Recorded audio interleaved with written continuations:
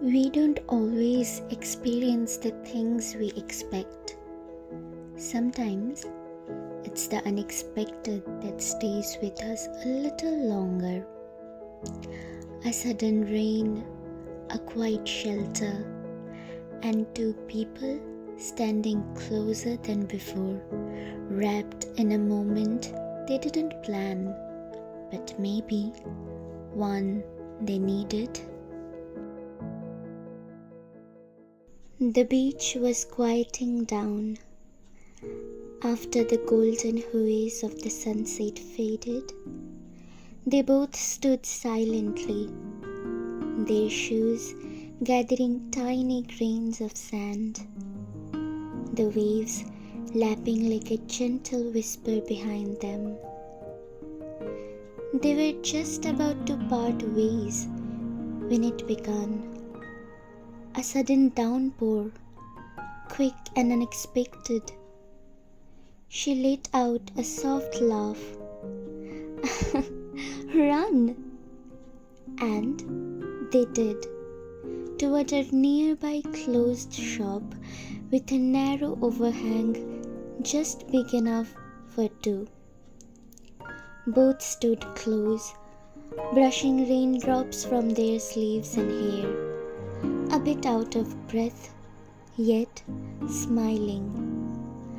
The rain hit the pavement like scattered applause, and beyond the street, the ocean was still visible, misty, dim, but shimmering in that brief in-between light before nightfall. She looked toward it, silent for a moment, then said, "Look at that. It's so beautiful." He followed her gaze. At first, he agreed in thought. It truly was a sight. But then, slowly, he turned to look at her. The way her eyes sparkled when caught in wonder, the softness in her voice, the slight curl of a smile on her lips as she admired something she loved. And suddenly, he wasn't looking at the ocean anymore. She kept her eyes ahead. "I used to be a little scared of the rain when I was young," she said quietly. "Weird, right? I still don't know why. But over the years, that fear turned into something else. Now it just makes me feel a lot. Sad, happy, nostalgic. Like everything is a little more honest when it rains." She turned toward him and caught his eyes, already on her. Their gazes met. She looked down instantly. A little flustered, he smiled. And then he spoke. "You know, I always liked the rain," he said. "But I never noticed how it could feel like this. Like something's unfolding inside you, slowly."